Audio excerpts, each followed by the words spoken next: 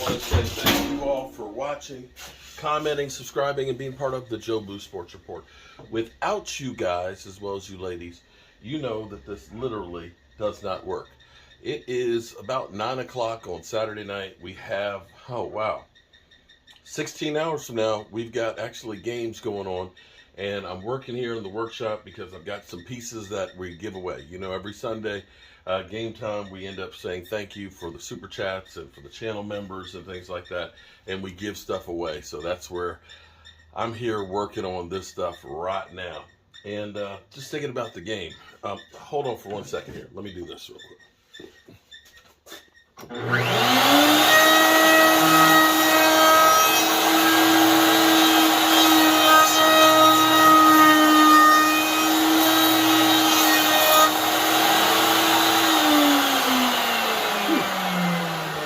One more second.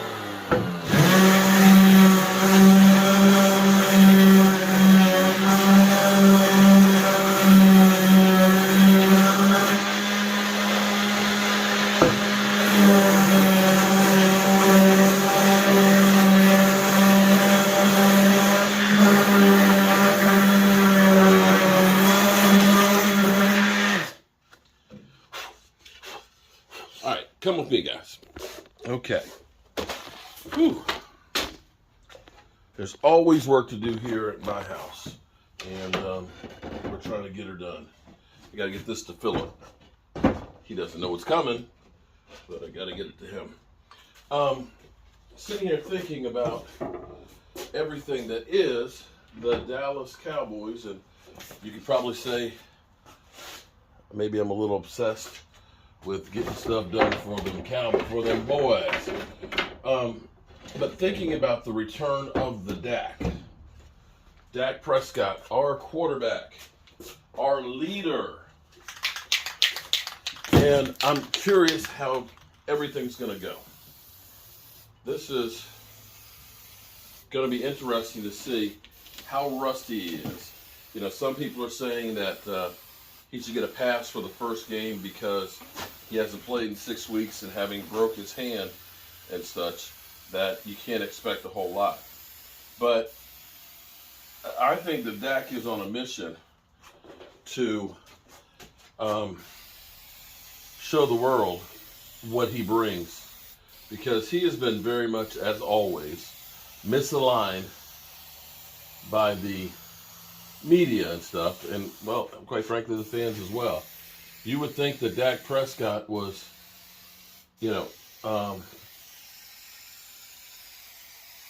Dak Prescott was the backup quarterback and Cooper Rush was the veteran. You know, when we've heard so many people saying, oh, well, Dak, he could learn a lot from Cooper Rush. I tell you what, looking at the highlights for the last time the Cowboys played the Lions, when Zeke Elliott only had 40-some yards. Yeah. Zeke Elliott only had 40-some yards, and it was Dak Prescott who willed us to win in that game. And I don't want to hear this dink and dunk Dak bullshit that, the media narrative that's always been out there. You throw for 444 yards, 3 TDs, with 1 interception. That's the real deal. And without that, we don't get that 35-27 victory. Flat out. Now, I'm not trying to throw shade on Cooper Rush. Cooper Rush played within the system. Had a running game to rely on, and a hell of a defense that took care of business. This right now is a really, really good team. A really good team. But we need to go beyond just being a good team. If we want to be a special team, we got to have great quarterback play. And that is the honest-to-God truth right there. We have to have great quarterback play to go with all of the above. So many times it's so easy, and I almost call it the talking heads just being lazy as far as what they deemed a good team or a good quarterback and things like that, because it's beyond just having a great quarterback. We've seen Aaron Rodgers, what, 3 times in a row MVP, right? He's supposed to be the most valuable player. Well, most valuable player hasn't won the Super Bowl in a long time. We used to hear about how good Russell Wilson was. You know, Russell Wilson, if we only had Russell Wilson, we'd be winning the Super Bowls. Well, hate to tell you, Seattle seems to be doing better right now without Russell Wilson. They just are. So now you have to start looking at it and saying, did they win that because of Russ? Or was it because of everything else, that number one defense? And very rarely, even with Pat Mahomes, when they won the Super Bowl, a lot of former Dallas Cowboys defensive players, Anthony Hitchens and things, and Morris Claiborne and such, were on that defense. But that defense of theirs was really good. Now, Pat Mahomes, you know, and crew, they were scoring a whole lot of points. I'm not going to dispute that. But they also had a defense to back it up. Tom Brady, guess what? Tom Brady never had worse than the 8th rated defense when they won Super Bowls. A couple of those years, they had the number 1 defense. Tom Brady is the GOAT, but even the GOAT can't win it by himself.